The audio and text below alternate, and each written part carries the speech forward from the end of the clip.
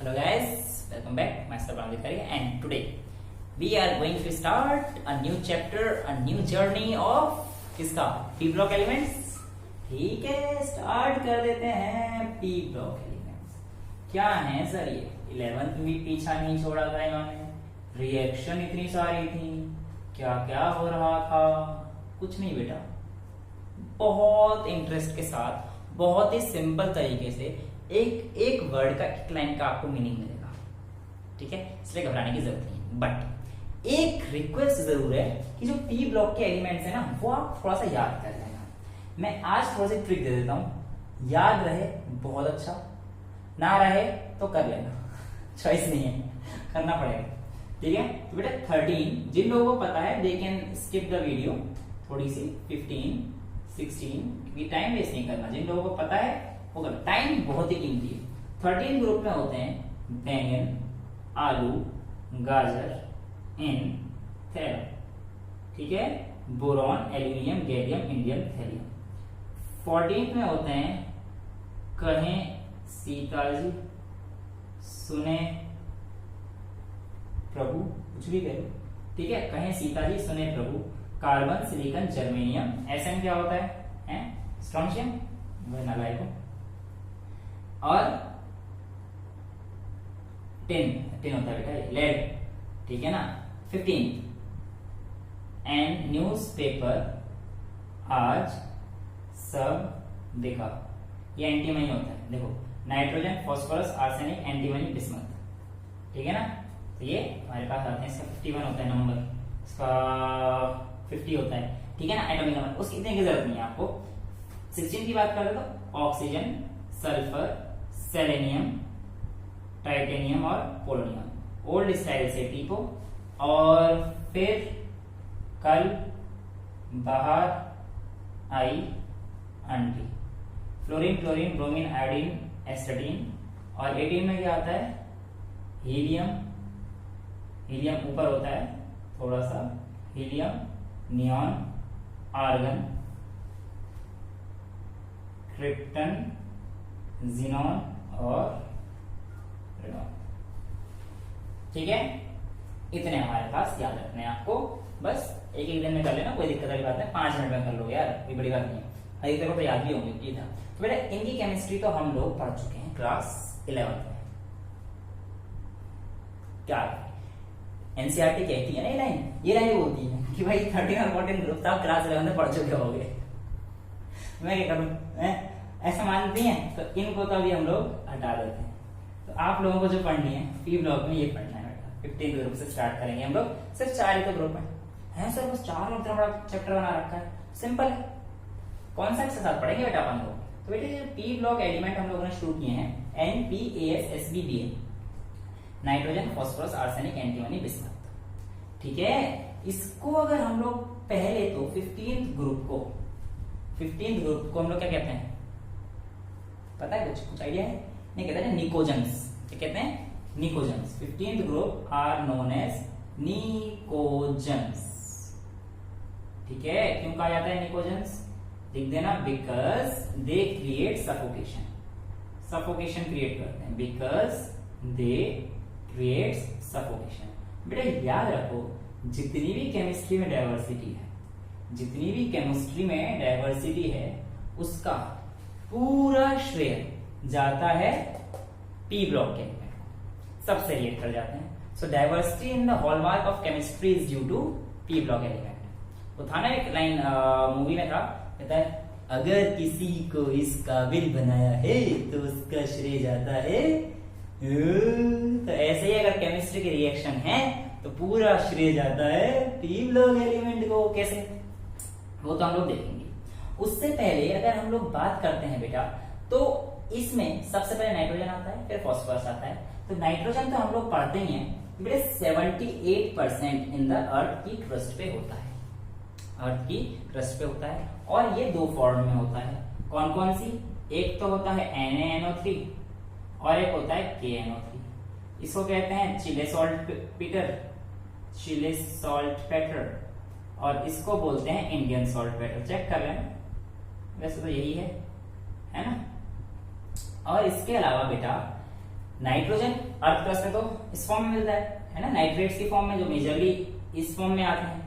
इसके अलावा हमारे ह्यूमन बॉडी में और एनिमल्स में, प्लांट्स में जो प्रोटीन्स वगैरह हैं, उसका भी एसेंशियल कंपोनेंट है नाइट्रोजन। जो प्रोटीन है इसका भी एसेंशियल कंपोनेंट है आपका नाइट्रोजन ही है। ठीक है, इतनी बात समझ में आती है, कोई दिक्कत नहीं सर। इसके बाद जो हमारे पास आता है वो आता है फॉस्फोरस। किसमें आता है बेटा? Phosphorus, ROUS। ठीक है, बेटे जो फॉस्फोरस है, अगर इसकी हम लोग बात करते हैं तो it mainly occurs in the family of appetite family है। ये कौन सी फैमिली है? हाँ बताओ। ये फैमिली ऐसी है जिसके अंदर CA9PO4 होल 6 डॉट CACAX2 इस फैमिली में आती है। ठीक है, अब इसमें क्या है कि जैसे ये जो फैमिली है X2 की, इसकी जगह पर हमारे पास हेलोजेंस आते हैं, फ्लोरीन, क्लोरीन, ब्रोमीन, आयोडीन। इस ग्रुप को क्या बोलते हैं हम लोग? हेलोजेंस। ठीक है, इसको हम लोग हेलोजेंस बोलते हैं। तो यहाँ पे आता है, जैसे यहाँ पे फ्लोरीन डाल दो तो क्या हो जाएगा? फ्लोरोएपेटाइट। कौन सी फैमिली में? Apatite family. तो यहाँ पे फ्लोरीन डाल देते फ्लोरोएपेटाइट, क्लोरीन डाल देते फ्लोरोएपेटाइट।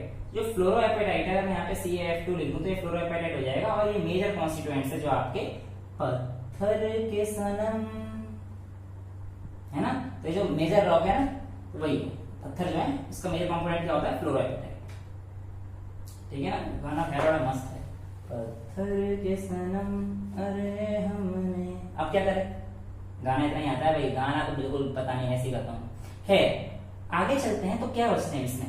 आर्सेनिक, एंटीमनी साहब और बिस्मथ साहब। बेटा आर्सेनिक, एंटीमनी और बिस्मथ की बात करें तो दे अकर मेजरली एज सल्फाइड्स।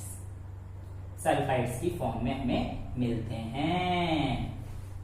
तो इंट्रोडक्शन क्लियर हुआ पी ब्लॉक के जो हम लोग पढ़ने जा रहे हैं ग्रुप 15 का, कोई दिक्कत नहीं आनी चाहिए। अब बेटा हम लोग पढ़ेंगे पीरियोडिक ट्रेंड्स के बारे में। किसके बारे में पढ़ेंगे? Periodic trends. टेंशन ना लो, जो आप लोगों का चैप्टर नंबर 3 होता है क्लास 11 में, अगर वो छूट गया है तो वो यहाँ पे सब रिवाइज हो जाएगा और आप लोगों को कोई दिक्कत भी नहीं आएगी, पक्का ये वादा है भाई आप लोगों से। अगर ध्यान से इस वीडियो को सुन रहे हैं और अगर इस खौफ में है कि हमारे पास चैप्टर 3 नहीं आता तो घबराइए मत। यहाँ पे मैं बिल्कुल सब चीज लेके चलूंगा। क्यों हो रहा है तो मैं ये नहीं कहूंगा 11 में पढ़ा होगा, मैं बताऊंगा उसका रीजन। तो बेटा हमारे पास कुछ ट्रेंड्स होती हैं। क्या होते हैं? ट्रेंड्स होते हैं पीरियोडिक टेबल में। उन पीरियोडिक टेबल के ट्रेंड्स को समझते हैं पहले। तो सबसे पहले मैं बात करता हूं atomic and ionic radius. Atomic and ionic radius. देखो बेटा, मैं चाहे एटॉमिक रेडियस लूं या आयोनिक रेडियस लूं, याद रखना जैसे जैसे मैं ऊपर से नीचे की तरफ जाता हूं, ऊपर से नीचे की तरफ जाता हूं, एटॉमिक और आयोनिक रेडियस दोनों के दोनों बढ़ते हैं। दोनों के दोनों बढ़ते हैं। क्यों होता है ऐसा, इसके बारे में जानेंगे। मैंने कहा ना, मैं ये नहीं कहूंगा कि आपने जानना पड़ा होगा पक्का। और इधर की तरफ जाते हैं बेटा तो हमारे पास ये ट्रेंड घट जाता है, यानी कि atomic radius on moving from left to right, left to right decreases, but on going down the group it increases. ऐसा क्यों होता है? देखो बेटा, हमारे पास सपोज कीजिए ये हमारे पास इलेक्ट्रॉन, उसका न्यूक्लियस, और ये हमारे पास इस वाले पीरियड के NOF, एक ही पीरियड में जा रहा है तो एक ही शेल होंगे, शेल तो वही रहती है ना सेम। तो बेटा सपोज करो अंदर वाले 2 इलेक्ट्रॉन है, अंदर वाले 2 इलेक्ट्रॉन है हमारे पास। अब मैं कहता हूं कि नाइट्रोजन है, नाइट्रोजन है। अब ये जो नाइट्रोजन है इसकी कॉन्फ़िगरेशन क्या होती है? 1s2 2s2 2p3। इतना तो याद होना चाहिए ना यार। हाँ कि बिल्कुल अब 11 थोड़ी हो जाएगी यहाँ पे, तो ये 2p3 है। ठीक है, अब होता क्या है कि इसी शेल में, अगर इसी शेल में कोई भी इलेक्ट्रॉन आएगा है ना, तो ये न्यूक्लियस इनको कॉन्ट्रैक्ट कर लेता है, खींच लेता है। ये न्यूक्लियस, ये वाले न्यूक्लियस साहब है हमारे, ये इन इलेक्ट्रॉन को खींच सकते हैं इसी शेल में अगर इलेक्ट्रॉन आता है। तो जब ये खींचेंगे तो ये साइज कॉन्ट्रैक्ट हो जाएगा बेटा थोड़ा सा। कॉन्ट्रैक्ट होने की वजह से क्या हो जाएगा कि इधर से इधर जैसे जैसे जाएंगे तो जैसे ऑक्सीजन आएगा तो ऑक्सीजन के लिए हो गया, अब ये और खींचेगा ना, इलेक्ट्रॉन ज्यादा होंगे इसी शेल में, इलेक्ट्रॉन खींच जाएगा, साइज कम हो जाएगा, इसलिए लेफ्ट टू राइट जो होगा हमारे पास जाने पर साइज घट जाता है because of increase in effective nuclear charge. तो ये आप लिख लेना। तो पहला पॉइंट आपके पास क्या बनता है, इफेक्टिव न्यूक्लियर चार्ज की वजह से ऐसा होता है। अच्छा, डाउन द ग्रुप क्यों बढ़ता है बेटा, इसका भी रीजन जानते हैं। डाउन द ग्रुप इसलिए बढ़ता है बेटा क्योंकि जैसे जैसे आप डाउन द ग्रुप जाओगे ना, अभी सेकेंड पीरियड था, थर्ड पीरियड में एक और शेल ऐड होती है, जैसे नीचे जाते हैं ना थर्ड पीरियड में एक और शेल आएगी। अब थर्ड पीरियड में जो आएगा वो हमारे पास कितना आएगा बेटा, ये आएगा, और इसमें 8 इलेक्ट्रॉन फुलफिल्ड हो गए होंगे, तभी हमारे पास अगले में जाएंगे 1 2 3 4 5 6 7 8। ठीक है। अब देखो बेटा, सपोज करो मैं लेता हूं के का, तो 2 8 8 जो एन का लेते हैं, 2 8 10 हो गए 11, एन का लेता हूं। ठीक है। अब ये एक इलेक्ट्रॉन है बेटा, ये जब मैं नीचे गया था तो इस शेल की तो पहली बार तो बाहर आ गया, तो सबसे पहला रीजन क्या है कि on moving down the shell added, shell gets added. तो जब शेल एडिड होगा तो ऑब्वियसली रेडियस तो बढ़ेगा ही बढ़ेगा, है ना। और दूसरी चीज क्या पाई जाती है बेटा कि न्यूक्लियस अब भी खींचेगा इसको, बिल्कुल खींचेगा, क्योंकि ये तो इलेक्ट्रॉन है और न्यूक्लियस तो पॉजिटिव चार्ज है। तो बेटा न्यूक्लियस इसको यहाँ पे बना देता हूँ इस वाले को, ताकि तुम्हें थोड़ा सा समझने में आसानी हो जाए यहाँ से। तो न्यूक्लियस इसको खींचेगा, मैंने मना नहीं किया कि नहीं खींचेगा, बिल्कुल खींचेगा न्यूक्लियस। लेकिन इस न्यूक्लियस को जो खींच रहा होगा ना, ये जो इलेक्ट्रॉन्स है ना यहाँ पे, ये इलेक्ट्रॉन भैया ये कह रहे होंगे कि ये जो इलेक्ट्रॉन है ना, यहाँ पे न्यूक्लियस है, ये खींच रहा है इस वाले को, क्योंकि यहाँ पे ऐसे इलेक्ट्रॉन है, ये इसको खींच तो रहा है, इसके खींचने की टेंडेंसी कम है एज कंपेयर टू रिपल्शन जो इन इलेक्ट्रॉन के, यानी कि जो इसके पहले वाले प्रीसीडिंग वाला जो इसका शेल था वो इस पे रिपल्शन फोर्स करेगा ना, इलेक्ट्रॉन तो इलेक्ट्रॉन को रिपेल करेगा। आप कहोगे ये इसको नहीं करेगा, यार एक ही इसमें होने के कारण ना कम इफेक्ट आता है, लेकिन ये दूसरे वाले को तो बहुत ज्यादा, क्योंकि सब दोस्त बन जाते हैं एक ही इसमें, एक ही क्लास में। लड़ाई हो जाएगी तो क्लास में क्या होगा, ये वाले तो साथ रहेंगे, लेकिन बाहर वाले को नहीं आने देंगे ना, बिल्कुल नहीं आने देंगे। तो ये कह देगा भाई सुन, इसके पास जाइयो मत। अब वही वाली बात समझ रहे यार, ये बहुत ही जानी मानी हस्ती है। ठीक है। अब मैं अपने तरफ से समझा रहा हूँ। अब जो फीमेल बहनें हैं मेरी, उनके लिए हंसता है, ठीक है, मेरे लिए हस्ती है। अब इस हस्ती के पास सब जाना चाहते हैं। अब इस हस्ती को इसने भी घेर रखा है, इसने भी घेर रखा है, ये तो जा नहीं देगा किसी को, बच्चे कुछ काम नहीं कर देंगे। अब कोई यहाँ से बाहर का बंदा इसे पसंद आ गया या आ गई, दोनों केस ले लिया, तो क्या होगा बेटा, आना तो चाहेंगे, लेकिन ये खड़े हैं, अबे वो भाभी जी हैं या भैया जी हैं जो भी हैं, ठीक है, मना कर देंगे कि जाओ मत, ऐसे मत जाओ। तो बेटा ये इनको रिपेल करेंगे। तो कुल मिला के जब अंदर के इलेक्ट्रॉन बाहर वाले इलेक्ट्रॉन को रिपेल करते हैं, बाहर वाले इलेक्ट्रॉन को रिपेल करते हैं, इस इफेक्ट को कहते हैं स्क्रीनिंग इफेक्ट। क्या कहते हैं बेटा, स्क्रीनिंग इफेक्ट, या फिर इस इफेक्ट को हम लोग क्या बोल देते हैं, शील्डिंग इफेक्ट भी बोल देते हैं। देखो ना, इन्होंने एक स्क्रीन लगा दी ना, देख रहे हो, एक स्क्रीन से लगा दी इसको जाने से, तो रोक गए ना। और वैसे भी इसके आगे वो दीवार है जिसको पार कर पाना असंभव है, होता है ना वो डायलॉग यार साउथ मूवीज के बहुत सारे। हाँ बस, तो वो वाली स्क्रीन को पार नहीं कर पाएगा और ये बेचारा यहीं पे घूमता रहेगा। अच्छा, अब यही चीज अगर ऐसे जाऊंगा तो वो वाली बात तो वही रहेगी ना कि बेटा अगर इधर इतने हैं, इलेक्ट्रॉन बढ़ते हैं तो न्यूक्लियस तो खींचेगा ना, इलेक्ट्रॉन बढ़ने से न्यूक्लियस खींचेगा।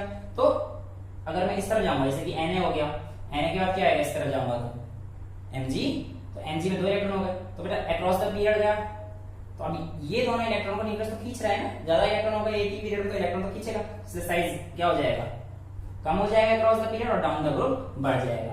तो अक्रॉस द पीरियड कम होने की वजह क्या है, इफेक्टिव न्यूक्लियर चार्ज, और डाउन द ग्रुप बढ़ने की रीजन क्या है, स्क्रीनिंग इफेक्ट या शील्डिंग इफेक्ट। कोई भी डाउट नहीं रहना चाहिए, रटना एक भी पॉइंट नहीं है। इससे आसान तरीके में अगर कोई आपके पास है ऑप्शन की सर ऐसे समझा सकते हो तो बता देना, मैं वैसे समझा दूंगा। ठीक है, चलिए एटॉमिक और आयनिक रेडिएशन में कोई कंफ्यूजन। अब बेटा हम लोगों ने जब देखा तो एक ट्रेंड और पाया, एक ट्रेंड और पाया, क्या कि आप ऐसा समझो कि जैसे से नीचे जाते हैं ना, एटॉमिक रेडियस बढ़ता है, यहां तक तो कॉन्सिक्वेंटली इंक्रीज करता ही करता है, अच्छे से करता है। अगर इसकी बात करें, चलो एटॉमिक रेडियस तो फिर भी इंक्रीज करेगा, पर आयनिक रेडियस का इफेक्ट इतना ज्यादा नहीं देखा गया। क्यों? आयनिक रेडियस ऊपर से नीचे इतना सिग्निफिकेंटली नहीं बढ़ता, ठीक है ना। क्यों? तो इस बात का जानने के लिए हम लोगों ने देखा तो भाई क्या प्रमाण है, क्यों हो रहा है, ठीक है। तो ऐसा पाया गया कि जो शील्डिंग इफेक्ट है वो s ऑर्बिटल का सबसे ज्यादा होता है, फिर p ऑर्बिटल का, फिर d ऑर्बिटल का और फिर f ऑर्बिटल का, ठीक है। यानी कि समझ लो d और f तो बहुत ही बेकार है, इनमें जो इलेक्ट्रॉन होंगे उनकी वजह से कोई दिक्कत नहीं आने वाली अंदर वाले को, समझ रहे हो। यानी कि जो इलेक्ट्रॉन अगर डी में घुस गया कहीं पे तो इसकी वजह से साइज में ज्यादा वेरिएशन नहीं आने वाला, लेकिन अगर एस और पी में है तो इसकी वजह से वेरिएशन आएगा। तो इसकी वजह से क्या होगा देखते हैं। देखो बेटा, जब हमारे पास एन से पी में गए तो इनकी इलेक्ट्रॉनिक कॉन्फ़िगरेशन होती है बेटा NS2 NP 1 से लेकर 6, जहां पे n है किस पीरियड में वो बिलोंग करते हैं, ठीक है। फॉर एग्जाम्पल इनकी बात करता हूं तो nitrogen belongs to second family, तो कितना हो जाएगा 2s2। अभी यहाँ पे 13 14 थे तो यहां से शुरू होता है 1 2 3, तो 2s2 2p3। अभी इसे समझा दूंगा, चलो थोड़ा सा लेक्चर इसके बारे में दे देंगे हम लोग, इलेक्ट्रॉनिक कॉन्फ़िगरेशन की टेंशन ना लो। पर अभी ये समझो कि 2s2 और 2p3 है, ठीक है। अब जब हम लोग इसको भरते हैं ना तो क्या होता है कि एक s में है और एक p में है, तो ये s वाले p को अच्छा खासा रिपेल कर सकते हैं, ये इसको रिपेल भी करते हैं, है ना, एडिशन ऑफ शेल भी होता है। तो इसकी वजह से क्या होता है, साइज क्या हो जाता है, बढ़ जाता है। लेकिन बात जब आती है आर्सेनिक की तो भी चलो ये इफेक्ट मान लिए तो भी रहता है, लेकिन जब ये आता है ना एंटीमनी साहब, तो एंटीमनी साहब के जो इलेक्ट्रॉन्स है ना वो भाई साहब के डी ऑर्बिटल में है। कहां पे हैं, डी ऑर्बिटल्स में है, डी ऑर्बिटल में। इलेक्ट्रॉन डी ऑर्बिटल में होने के कारण शील्डिंग इफेक्ट महसूस नहीं करते, समझ पा रहे हो। और इसके अलावा एक और इफेक्ट होता है इनर्ट पेयर इफेक्ट, जो भी अभी आगे आएगा, आयोनाइजेशन एनर्जी वगैरह टॉपिक आएगा तो समझाऊंगा, टेंशन ना लो, वो भी कम होता है। अब ऑब्वियस सी बात है ना, जो डी ऑर्बिटल का इलेक्ट्रॉन है ना वो इसको इन सबको इनसे मतलब ही नहीं है जनाब। Poor shielding effect, very poor shielding effect. जब पुअर शील्डिंग इफेक्ट होगा तो बाहर की तरफ नहीं आएगा, साइज नहीं बढ़ेगा। इसलिए देखा गया कि यहां से यहां पे साइज कई बार रिड्यूस भी हो जाता है। तो उसका रीजन ये था, due to poor shielding effect of D and F orbital, the size or the ionic radius sometimes tends to decrease, although increase होता है, बट इसका रीजन जो आपकी बुक में टेबल बनी है ना उसमें देखना, थोड़ा सा मार्जिनली इंक्रीज कर रहा है, यहां से यहां तक तो बहुत एक साथ बढ़ रहा है, लेकिन यहां से आप मार्जिनल इंक्रीज कर रहा है। क्यों? तो आप कह रहे हैं जो इलेक्ट्रॉन्स हैं वो फर्दर फुलफिल्ड कहां पे हो जाते हैं, इसमें डी और एफ ब्लॉक के ऑर्बिटल्स में, ठीक है। तो इसके बाद मार्कर थोड़ा सा ऐसा हो रहा है, इसको थोड़ा सा चेंज करते हैं, ठीक है। एक मिनट, आपके आधा सेकंड लगेगा, ठीक है,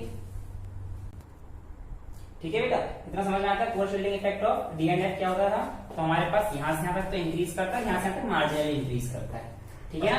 इतना हमें समझ में आ गया था। अब हम लोग देखते हैं कि भाई इनकी इलेक्ट्रॉनिक कॉन्फ़िगरेशन, अभी मैंने लिखी थोड़ी देर पहले, NS2 NP3 होती है। क्या होती है? NS2 NP3 होती है।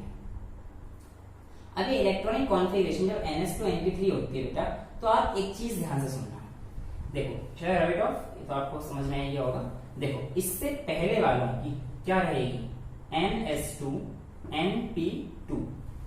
सपोज मान लो मैं ऐसे कह दूं 2s2 2p2, ठीक है, कार्बन का हो गया। अब मेरे को एक चीज पता है कि इधर से इधर आयोनाइजेशन एनर्जी, पहले तो क्या होते हैं बताता हूं। आयोनाइजेशन एंथैल्पी या ionisation energy is the energy that is required to remove the electron from the outermost shell is in a gaseous state, है ना, ये जरूरी है कि भाई इस शेल से आपको जो सबसे लास्ट वाला इलेक्ट्रॉन है इसको निकालने में जो आपको एनर्जी देनी पड़ेगी वो आपकी आयनाइजेशन एनर्जी है, वो आपकी आयनाइजेशन एनर्जी है। और देखा गया कि जैसे जैसे साइज कम होगा आयनाइजेशन एनर्जी बढ़ेगी। क्यों? कि जैसे साइज कम होगा ना, ये न्यूक्लियस के पास इलेक्ट्रॉन जाते जाएंगे जाते जाएंगे जाते जाएंगे और इनमें से इलेक्ट्रॉन निकालना इतना मुश्किल हो जाएगा, मुश्किल हो जाएगा, मुश्किल होता जाएगा। तो इलेक्ट्रॉन को निकालने में मुश्किलें हो रही थी, ठीक है बेटा।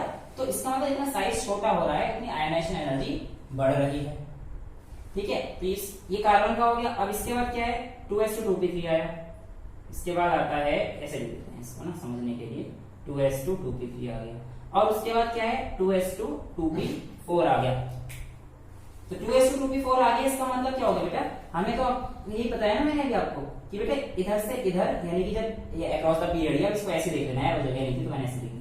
तो मैं इधर ही जा रहा हूँ, ये इधर कार्बन नाइट्रोजन और ऑक्सीजन के लिखे मैंने, ये जो है एरो इसको रिप्रेजेंट कर रहा है, समझ गए ना।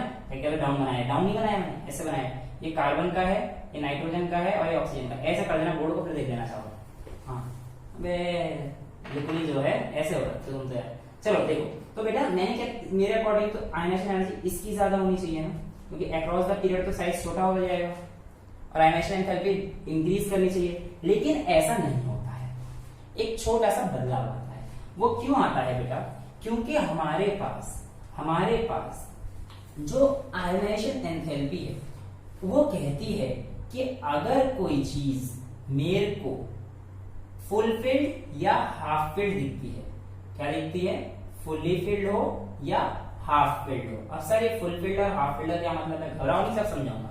देखो एस में तो 2 इलेक्ट्रॉन पॉसिबल है, पी में टोटल इलेक्ट्रॉन पॉसिबल होते हैं बेटा 6। अब ये 6 इलेक्ट्रॉन में से जब 6 के 6 होंगे या 3 होंगे, इसको हाफ फिल्ड बोलेंगे। तो ये वाले पाए गए कि ज्यादा स्टेबल होते हैं। अब इनका जो इलेक्ट्रॉनिक कॉन्फ़िगरेशन है NH2 NP3 ये ज्यादा स्टेबल देखा गया। तो इसी वजह से इनकी आयोनाइजेशन एनर्जी ग्रुप 15 की ज्यादा होती है एज कंपेयर टू ग्रुप 16। ज्यादा फर्क नहीं आया क्या ग्रुप 17 से ज्यादा होगी, नहीं, अपने एक ग्रुप के अगले से उससे ज्यादा होगी। ग्रुप फिर ऐसे ही चलेगा, ग्रुप 17 और सबसे ज्यादा ग्रुप 18 की। अच्छा इस बेस पे एक होमवर्क देता हूँ यार, बताना पूरे पीरियोडिक टेबल में सबसे ज्यादा आयनाइजेशन एंथैल्पी किसकी होगी। अगले वीडियो में बताऊंगा, पर इस वीडियो में आप कोशिश करना, ठीक है। अब ये हमारे पास बेटा हो गया।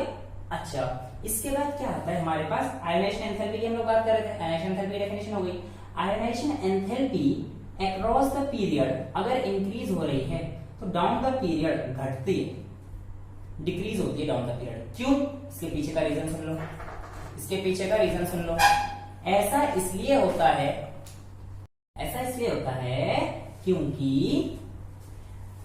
पानी मांग रहा है आज तो भाई। ऐसे जाएंगे तो हमारे पास शेल बढ़ रही है, अब देखो ना बेटा न्यूक्लियस से दूरी बढ़ रही है। न्यूक्लियस से दूरी बढ़ रही है, इस बात का क्या मतलब है कि इसका जो इलेक्ट्रॉन होगा इसको न्यूक्लियस अच्छे से अट्रैक्ट नहीं कर रहा होगा और जो कम एनर्जी देकर आप हटा सकते हो, तो नीचे जाने पर जो आयनाइजेशन एंथैल्पी वो डिक्रीज होती है।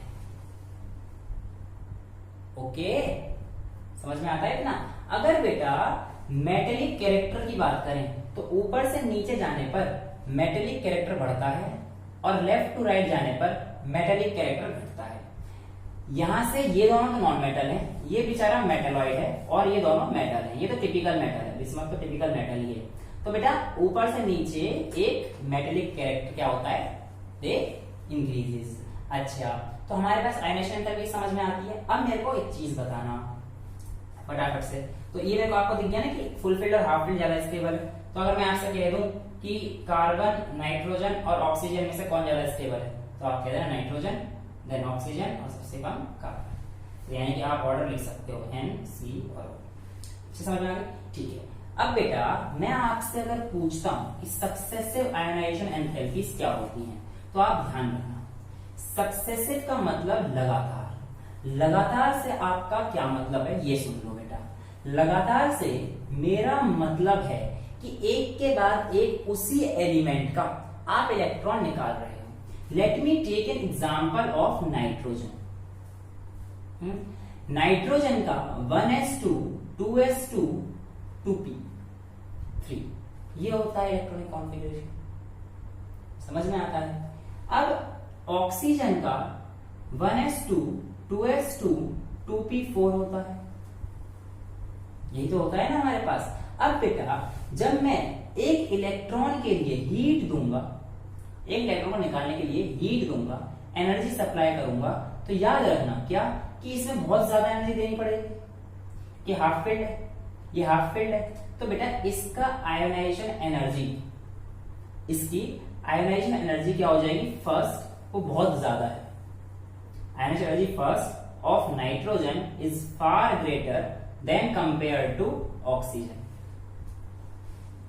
ये कि एक इलेक्ट्रॉन निकाल दिया मैंने, हीट देनी पड़ी मेरे को इस इलेक्ट्रॉन को निकालने के लिए, बहुत ज्यादा, तो इससे देखा कि मैंने IE1 ये होगा। अब मैं बात करता हूं IE2, आयोनाइजेशन एंथैल्पी 2।